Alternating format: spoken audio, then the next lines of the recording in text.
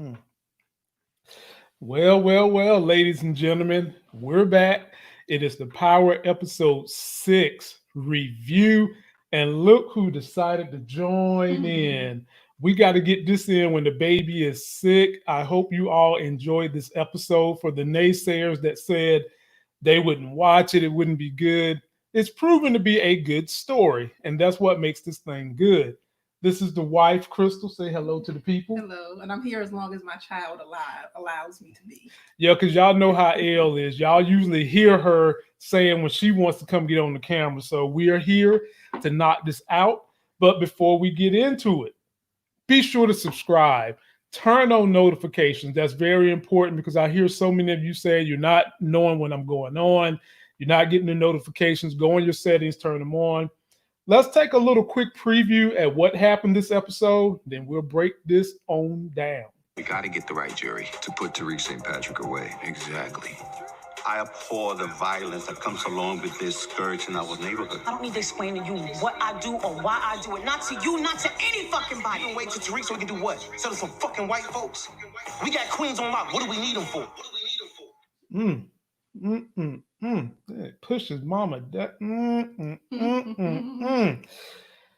Ooh, wee, ladies and gentlemen. It was a doozy.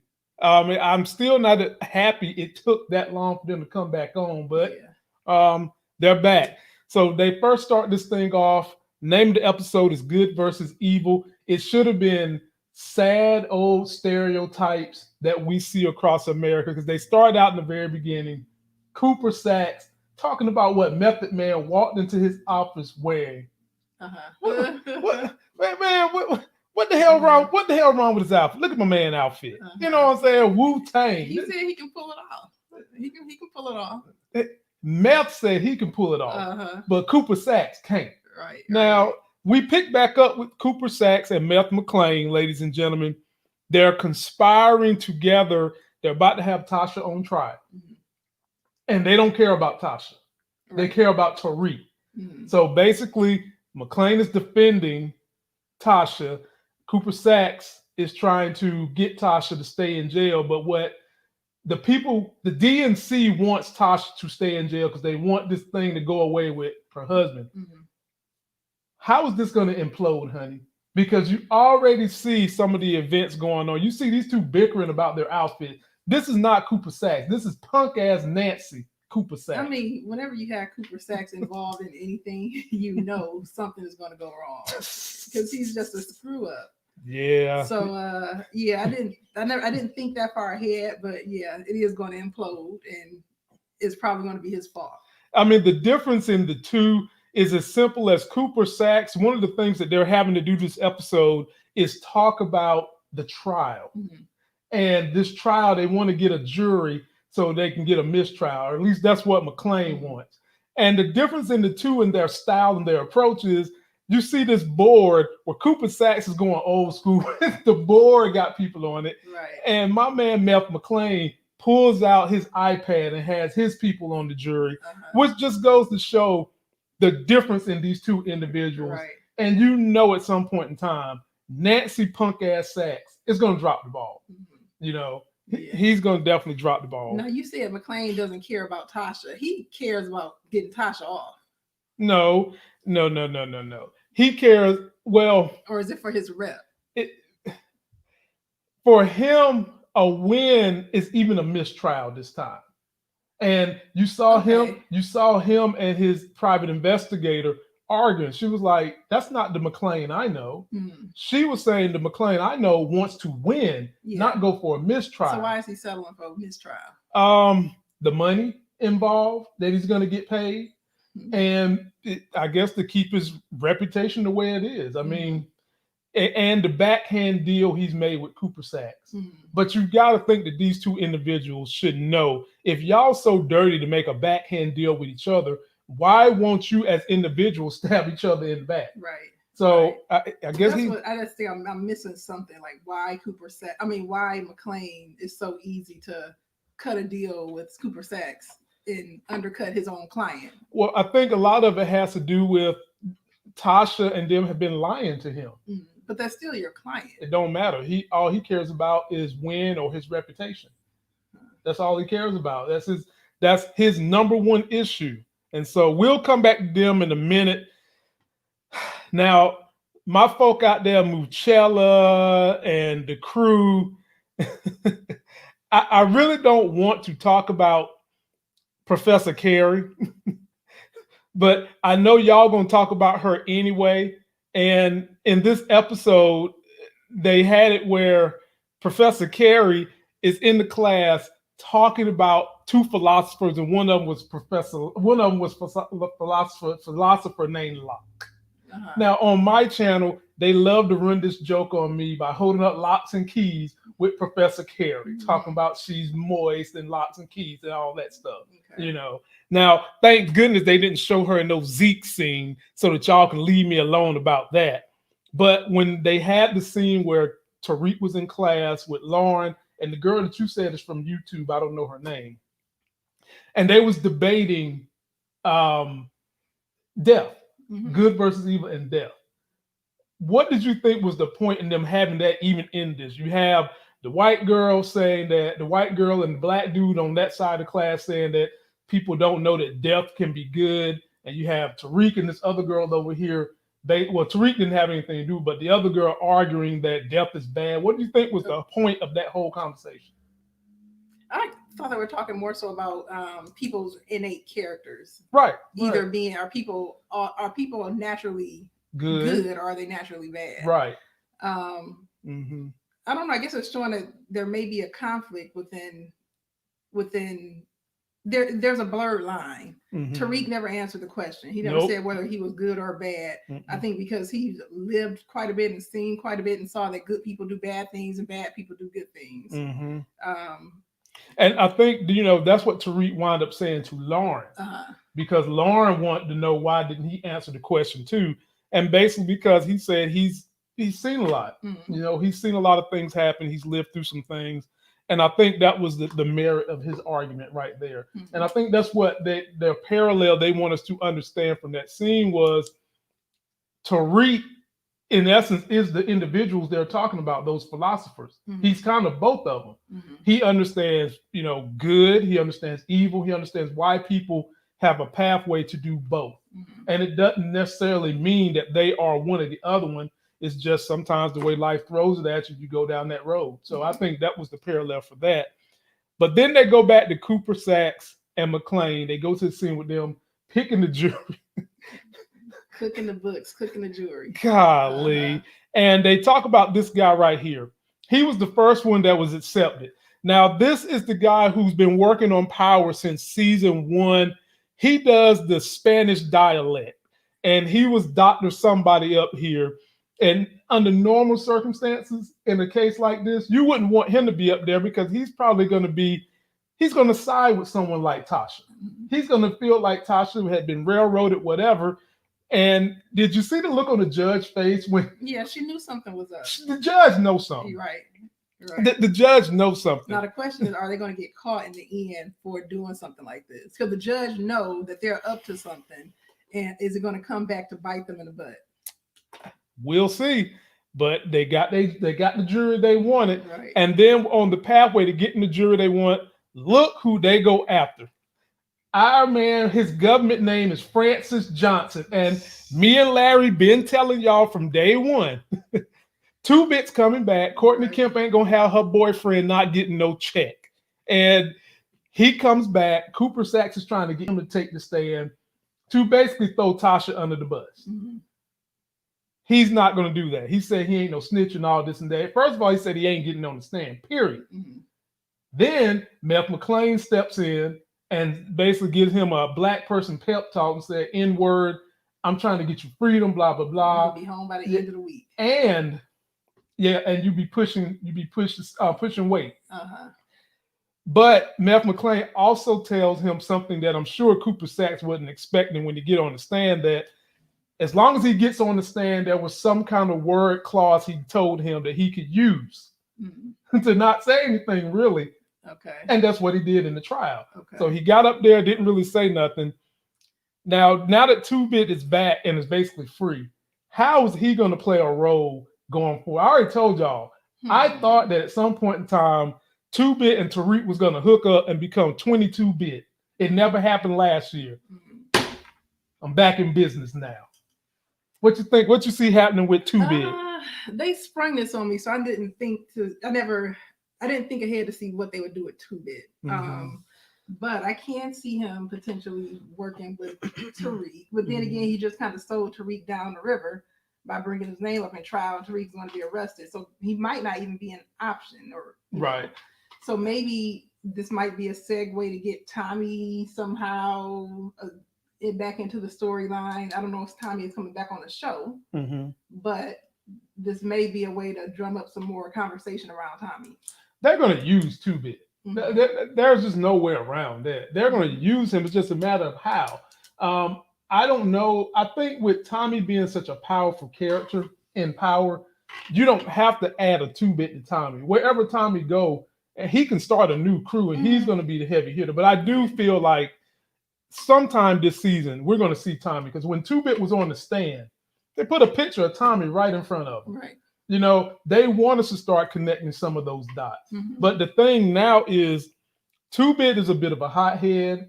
You got Kane, that's a hothead. You got Tariq. I just want to see them somehow or another incorporate 2-Bit being free into the whole game. And the one thing that I remember you was harping on last season, who watches that 2-Bit wearing? You know what? I thought that was so not shady, but they were being funny. Basically, zooming in on him wearing Ghost watch, walking up out of prison. Yep, ladies and gentlemen, maybe Tariq gonna want the watch. They just twisted the knife for all of us Ghost fans. Yeah, but you know something's gonna happen from that. And you saw that they had to invoke Blanca to really, really get 2-Bit to come over the edge and help out, because you see they're still not done with Blanca yet. Right. So what you gonna say? Can you see them having 2-Bit work with Kane? So Kane, you'll see by the end of the episode, he's kind of like on the outs with everybody. Now here they are bringing 2-Bit in. So will he team up with 2-Bit? Them two are very similar in their mentality. Maybe. I think 2-Bit is the type that, look, he's out of jail now. He's probably going to want to move some weight. He want to get an organization started. You know, maybe he will. Maybe he'll work with Tariq. I was going to say the link would be Tariq. So Tariq will have to somehow get back in with Kane. Kane want to stick it to his family, and Tariq could kind of go behind what's her name? Monet's back and work with Kane and 2-Bit to try to take over their empire. Well, if they do that, where they gonna get product from?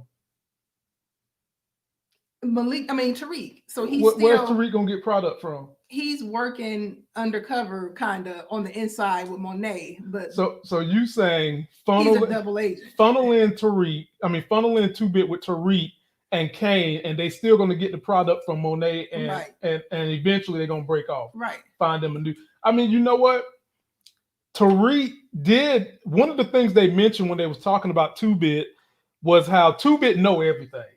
2-Bit know about the Italians. He's smart. Yeah. The Italians that Tariq and them was working with. It could be a situation where maybe Tariq go back to the Italians, or 2-Bit go back to some of the people that Tommy was getting his product from, which was I think he was getting some from the Italians at one point in time. Right. And then maybe they could start their own empire like that. Got his connections, right. Yeah. So we'll see, man. I like that. Next scene we want to talk about is Monet, Drew, and Kane. Okay, so they're having a little discussion, and Monet is kind of, she's kind of on her horse with Diana and Drew, that they're spoiled. They've, ever since that she didn't introduce them to Stansfield College, they disappear and be gone all the time. So she's going to take them down to their organization where they break down the bricks, count up the money, and put them to work. But before they get out the house, they start talking about folks sleeping with folks. And, they're alluding that Diana slept with Tariq, when really the conversation is around Drew and Everett. Diana took it, and she did not throw Drew under the bus. Do you think that situation is going to explode? What it highlighted is that Drew is hiding that from Kane. Mm-hmm. So I'm assuming Kane already knows that Drew is gay, or has that been established yet? I think we're in the dark about that because I haven't seen anything that indicates to me that Kane knows Drew is really gay. I can't remember the mama know when they take breaks like this. The mama know. Yeah, the mama know. Yeah, it's just I don't think Kane is not fully aware of it, But the mama know for sure Drew is gay. Okay. Well, it lets you know that there's some kind of secrets between them that they're keeping from Kane. That was it. That was the point of that scene. And Kane is in the dark. Oh Lord. So yeah, they go on down to the trap house, and we'll pick back up on the trap house. Next thing they jump to was Tariq winds up taking Lauren her coat that she left at the classroom or whatever with Professor Carey. And while he's there, Carlton shows up. Carlton, Lauren's boyfriend, shows up, still messing up Tariq's name. It's sooner or later, Tariq gonna be treating that boyfriend like we treat Breonna Taylor. Say my name. He gonna know Tariq's name sooner or later. They done brought Carlton back again. I don't know his real stage name. I'm calling him Carlton. He don't look like Carlton this time. He looked like a whole different character. I was wondering if this was the same guy. Why? Because that's because this time he's dressed up. He's not dressed up in a suit and tie and all that. He ain't trying to impress her parents. He's got on a watch like he stole from Ghost. He's wearing some kind of a little pro player jacket with little fleece around the neck. I have to go back and see if it's the same person. It's the same. He looked totally different swag. He looking a little thugged out. You know what I'm saying? He do. But of course, when he was at dinner with the parents, he looked straight up Carlton. Straight up Carlton Banks. So I've already said this before. He's gonna die. Do you think he's gonna die, or do you think he's just gonna get caught up in the crossfire and get his feelings hurt with Lauren? I have no idea. I don't know. I don't know. Oh goodness. Well, ladies and gentlemen, I'm telling you, he's one of the people on my die list. Keep an eye out for that. Let's get on down here to Miss Riley meets up with Nancy. Now, this shit right here was funny as hell. She's talking to Nancy Cooper Sachs. He wants her to break up with Brayden. He didn't even know she was in a relationship. He didn't even know. Not only he wants her to break up, but she turns around and says to him, I'm in love with Brayden. Now, she's already told Cooper Sachs that her sexuality is some weird new thing that us Generation X babies don't know. It was some weird triclopsy or some kind of weird ass new sexual liberation she's into. But now she's found Brayden. She loves Brayden. All right. She reveals that her parents gave Nancy a blow-up doll that he keeps in his closet. Like, man, go get the baby and I'll carry on while you getting the baby. Yeah, I told y'all Munchkin was probably gonna wake up or something. But man, did y'all catch that? Nancy has a blow-up doll in his closet. Damn, Cooper Sachs. I mean, bruh. We already know what's going to happen with Riley. We predicted this. Riley and Brayden is basically going to be the new Tommy and Holly. That's what's going down. And it's just a matter of over the couple of seasons, how are they going to play Riley? Because she is under the assumption the same way Holly was under the assumption that it was all Ghost. And in this situation, she's thinking it's all Tariq. She's saying that Brayden has nothing to do with whatever Tariq is doing, and she loves him. So the question is, how is this going to end for her, ladies and gentlemen? I don't see how it's going to end well. I don't think it's a way it could end well. And to my folks, CJ32, it's nothing wrong with a blow-up doll, but it's something wrong when your niece is calling you out. How dare her? Okay. It's something said was wrong with me sitting down with the baby and we talking about blow-up dolls. Well, the baby don't know what kind of blow-up dolls we talking about, do you, baby? It's a baby doll. It's a Barbie doll. Yeah, baby. It's that kind of a blow-up doll, baby.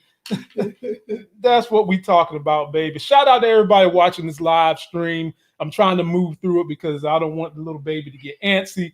All right. And so moving on down the road, honey, let's just talk about they go down to the thing where Brayden is in the room. His brother Trace shows up. Brayden is extremely upset that Trace took those drugs. Right. I also confirmed and said, ladies and gentlemen, before this thing happened, that Trace was going to die because he took them drugs. He was going to get it. And well, instead of him dying, Kane showed up this episode, and Kane didn't know that Brayden was part of Tariq's organization. Mm-hmm. But he walks in when Trace looked like he was beating Brayden's butt. Right. He's the big brother, of course. I thought that Brayden was tougher than that. No, he's the big brother. Man, is the big brother. At some point in time, you got to step up and beat the big brother hind part. He ain't grew into that yet. So it was good to me to see Kane walk up in there, put that gun in his face, and get up. But he winds up kidnapping them.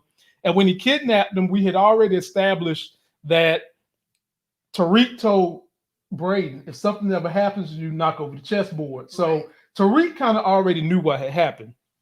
Right. But Tariq comes home and he finds Riley in his room. Rummaging around, being nosy. Now, wouldn't a smart person have told her to leave? A smart drug dealer would have told her to leave. Mm-hmm. He did. But she didn't leave. Uh-huh. If that had been Ghost, he would have got her butt up out of there. Uh-huh. You know? I mean, come on now. Ghost would have got her butt up out of there. It wouldn't even have been a thing with that. She's very squirrely and likes to hang around. I guess the thing is, though, Tariq don't realize that she's a threat yet. He probably just thinks she's this little pesky girl that's, of course, sniffing around, putting her nose where it don't need to be, but he don't realize how much of a threat she potentially is.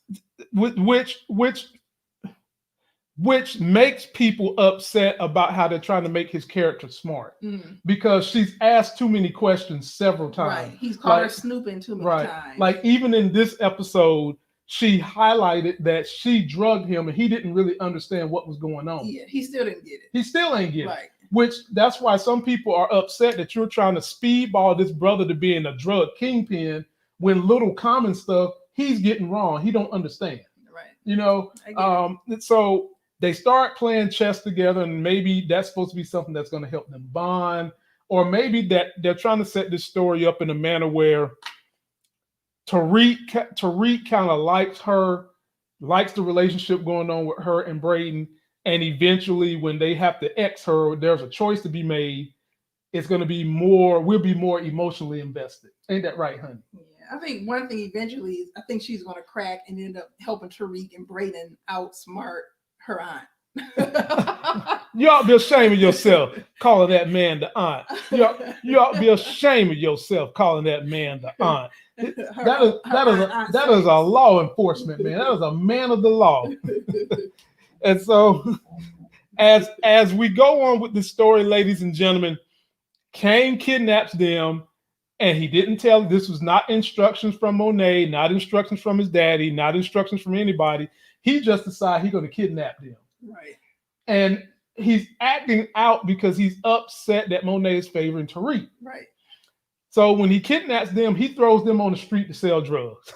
Would you know? I was sweating a little bit for Trace because he wasn't gonna have a good time. We all sweating for Trace because we knew it wasn't going to be a good situation for Trace. Trace looks like a squirrely little punk who's been entitled and has enjoyed white privilege. He looks like that. He's trying to flex it around, in their conversation, right, but it ain't doing him no good. No. And so this is one of the things that got on my nerves. Okay, you throw Brayden on the street. You got this white dude rolling up in what looks to be a predominantly minority neighborhood, talking about he ain't got no phone, he ain't got his money, and he was able to manipulate these black dudes into somewhat instantly trusting him because he pulled out a blunt. Smoke with him, Crystal, the stereotypes going on in that situation, and then the fact that they didn't believe that this dude was a cop. They said he was a cop, and he was able to talk that down. Talk about how unrealistic that was. Right. I mean, I guess we just supposed to roll with it. I guess because they trusted him enough to sit and smoke with him and then buy out his supply. Basically. What? And Crystal, that is ain't no brothers. First of all, brothers see you coming, they're not gonna talk to you. Mm-hmm. If this was the hood back where I come from, they ain't talking to you. They gonna tell you to go about your business. He lucky he ain't get robbed. Right. That's what I'm saying. You know what I'm saying? Like Yeah. he lucky they didn't take his coat and had him walking butt naked in the middle of the They street. basically bought all the stash. Yeah. Him and wasn't it other people What when the- Kane rolled Come up on, to pick man. him up, it looked like they had a whole swap meet out there. Yeah, like, bro, come on, y'all. That was not realistic power. I rocks with y'all, but that was highly unrealistic. I would have liked it better. They would have took him to a white neighborhood. That would have been more realistic than dropping him in the middle of like what, Queens somewhere, thinking that he's doing something. Nah, bro, that wasn't realistic. Kane was hoping that they got jumped. Well, Beat up. the Trace did. Yeah, he did. He was hoping the other guy did too. You see that smirk on his face when he pulled off. Right. Yeah. So Kane's starting to look more like Kane then, smirking, doing crazy stuff. He's starting to give me that Kane look. But let's talk about Trace real fast. So Trace, it went down the way Kane wanted it to go. He got beat up, but Kane did let his brother go out there and save him. Right. So maybe that'll help ease some of the distrust Kane has with Tariq and Brayden, because he's seen that Tariq know how to pick an organization. Right. But I'm interested to see how 2-Bit is going to play into this now, because them two going to bump heads sooner or later, and that is going to be very, very interesting. When that goes down, we're going to be here for it.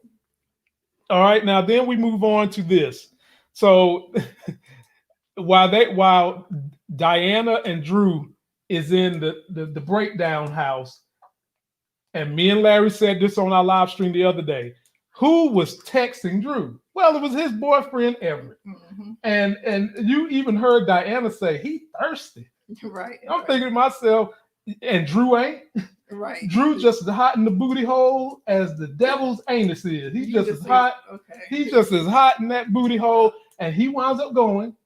He winds up going down there. Close your ears, Elle. You don't know. You don't know what any of this stuff is. No, she don't. Feel it. No, Elle, you laughing. Yes. You ain't feeling nothing. Yeah. Tell me she can feel it. She feels it in her spirit. What in the world? Tell him, clean it up, Daddy. Okay, Elle. Okay, I won't. What? I didn't even use nothing bad. Hot in the booty hole. Yes. What's bad about that? That's not even a cuss word. What in the world? Elle, your mama need to quit being Say clean it up. nasty. Next. That's what she need to quit. But anyway, so Everett, they meet up, they hook up, and I think the significance of what happened with them was Everett is using Tariq's app service, right, to get drugs. And Drew finds that out, tells Diana, and Diana confronts Tariq. And there she is confronting Tariq. And she was supposed to be going up there to make Drew come back, because the mama know what Drew is up to, and she wants him to come back. Right. Diana get her feelings hurt because she liked Tariq. Yeah, and basically tells Tariq, "I'm gonna tell my mama," and she did. Right. And Tariq begged her not to do it, but see, Tariq messed up trust with her then because she knew somebody was in his room. Right. And she's thinking that it's Lauren, and it's really not. And Tariq don't want her to know who's in there because he's trying to keep things private. And all the while, she's in denial that she's got feelings for this boy. How do you think the situation is gonna end up? Because Drew likes Tariq, it seems like. Seems like Drew like him, Diana like him, but her heart is involved. And she's ready to throw him under the bus. And you heard the conversation she had with Monet. How is it gonna end with Diana and Tariq? Probably however Tariq wants it to end. It seems like she kind of toughened up and said she kind of done with him or blowing him off. But I'm sure if Tariq wants to get with her, she'll get with him. She's thirsty too, unfortunately. She a thirst bucket. Yeah, she is. Talking about her brother. I think she's the same way. She thirsty. She need a drink of Gatorade. That's what she needs. A drink of that Gatorade to save her. Then we move on to Officer Rico Suave. Did y'all think we was going to forget about Rico Suave, officer? So there was a scene, and you picked it out, when we saw them pan away from the Land Rover Kane is driving. And you was like, who's looking at him? Right. Well, the person that was looking at him was Officer Rico Suave. And he had highlighted that somehow another phone call got made, yada, yada, yada. But he was there, Johnny on the spot. Right. Him and Kane get into a back and forth about who's really and truly running the organization. And in the end, it's just like Rico said. Your father is running everything from inside. Mm-hmm. And what do you think is going through Kane's head? Because Kane is not happy about this. What do you think? Because Kane, first of all, Kane is mad about Tariq. Right. He's mad about Monet. He's bucking the system. What is going on with Kane? And Kane don't like old Rico Suave either. Because he know he messing with Monet. Right. I don't know. Kane is just trying to keep his position. He wants to be in charge of things, but he's a hothead, so they're not giving him that liberty. Right. He just wants to keep his position, basically. He don't want to read in none of their business. And I think he's going to end up getting, well, he did get desperate. I think the issue with Kane is Kane wants he wants more responsibility. Kane is kind of like Tommy. Mm-hmm. He's kind of like Tommy. Like he think he's smarter than what he is. And then when he gets upset, he go doing these random tangent events to try to prove that he's smart. Right. You know, and like Monet said, Monet is telling all them, look, Tariq is making us money. Mm-hmm. You know, because even Diana snitching on Reed thought that the mama was going to be ready to throw Tariq under the bus. She was like, no, he's making us money. I don't care how he's doing it. He's making us that money. And that's what she wanted Kane to realize. And he ain't trying to hear it. It even got so heated with them. Kane goes back home after he meets with Rico Suave. Rico Suave called Monet and say, you know, I caught Kane doing whatever. Kane gets upset enough that he put hands on his mama. By mistake. That won't by no mistake. By mistake. That I don't by think no, he that was. won't by no So mistake. Diana grabbed him. He pushed Diana off of him. Uh-huh. And Monet touched him from the other side. And then he flung her. He didn't really. Yeah, I think it was kind of like by mistake on purpose. See, and that brings up another issue. It was by mistake on purpose. That brings up another issue that a lot of women go through that are single women that have sons when they get to be that age, when they get to be our fight back age. And Monet is going through it. I literally thought this was going to be the moment Monet was going to whip out her gun and be like, boy, I'm still your mama. But she didn't. And we'll get to how she handled the situation. He reached down to help her up. Because I guess he had even if he did it on purpose. He did it on purpose. He had realized the error of his ways and tried to make right about it. Right. But I still think it was like, he was just in the heat of the moment and didn't realize what he did until he saw her on the ground. But Crystal, if your mama is if you are bears and your mama is a bear and you knock her down and then you reach your hand down there to pick her up, you know, she's probably going to maul your arm off. Well, she practically did. She slapped it out the way. And what about the other kids? Do you think it's realistic that they would have just stood there and watched her? What they would have? If Drew wasn't, well, Diana tried to get involved, like you said. What about the Drew. If Drew would have pushed Monet down, Kane would have been all over him. Probably. Yeah, would have been all over him. So Kane pushed Monet down, and Drew is just like, is it because he don't rock with Kane like that? I don't know. I think Drew's just a little soft. Okay. You know, I mean, what else can we say? Diana tried to get involved more than Drew did. Right. You know, Diana seemed like she'll ride or die. Drew he's in love. That's all I can say. Drew's in love. So then we get on to the shenanigans of this case, ladies and gentlemen, the trial. The trial for Tasha St. Patrick Green. It's one place thing you missed in the car when a police officer was trying to get the brothers. Did that happen already? Rico Suave? Yeah. When he tried to get the brothers to forget that incident ever happened. Oh, yeah. And so you still had a power struggle between Trace and Brayden, where Trace wanted to say something, still trying to throw weight behind his name. Mm-hmm. And Brayden is telling him, shut up, you don't know what you're dealing with. Right. Just act like it ain't happening. Well, ladies and gentlemen, Trace is gonna die. There's no way around this. And Rico Suave is right to tell Kane what he told him. He was like, look, they are a powerful family. And he told Monet the same speech. Rico Suave told Monet, you do not want the police sniffing around what's going on with Brayden and Trace because of the name of the family. Their family got weight in New York. And if you get the police involved with them, it's going to mess up and make your organization more difficult. Mm-hmm. So At the end of the day, I'm starting to like Officer Rico Suave. He seems like he's loyal. He's helpful. I don't like the way Monet letting him run up and down in her rivers and then just treating them dirty. But I mean, hey, he signed up for that. He know what he's getting into. Then we get the 2-Bit on the stand, ladies and gentlemen. And I know a lot of y'all had your popcorn ready for this one because you ain't know what was going to happen. Well, 2-Bit gets up there. He ain't helping out Nancy. 2-Bit ain't helping Nancy out not one bit. No. And he's even up there acting like he don't even know Tasha. And then they bring in the fact that he's helped Tariq at one point in time, trying to get him to say a little bit more in favor of Tasha being a queen pin. And he held face and basically told him, look, I'm on the stand, but clause whatever it was, says as long as I get on the stand, you got to give me what y'all promised me. And he ain't snitch on nobody. Right. And then McLean cross-examined him and got basically for him to say what he needed him to say. And then in the end, 2-Bit gets out. We see 2-Bit leaving the jailhouse with that look on his face, looking down. Checking his ghost watch. Checking down ghost watch. And y'all know they did not put that in there for nothing.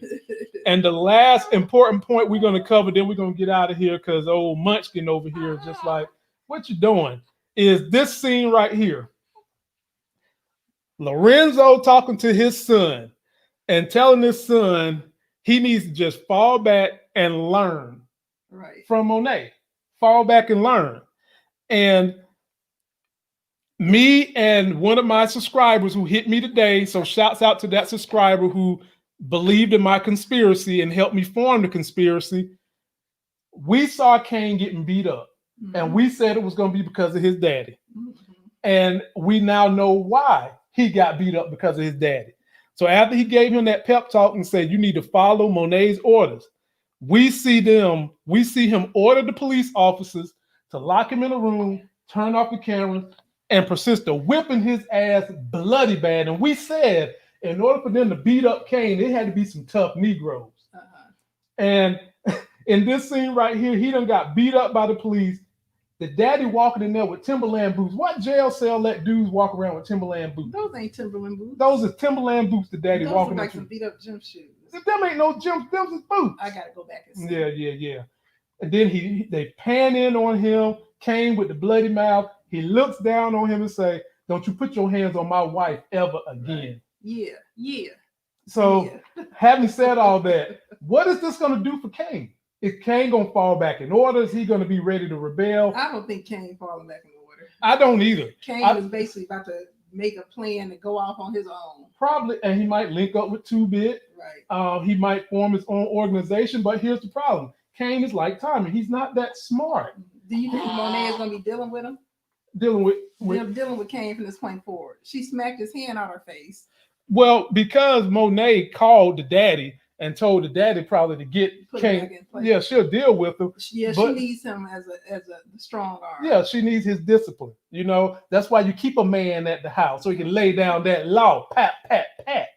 Lay it down. But the question is, Kane is now, he becomes a fly in the ointment. That's what Kane becomes, because we don't know what he's going to do. He's probably going to want to start his own organization. He might link up with 2-Bit.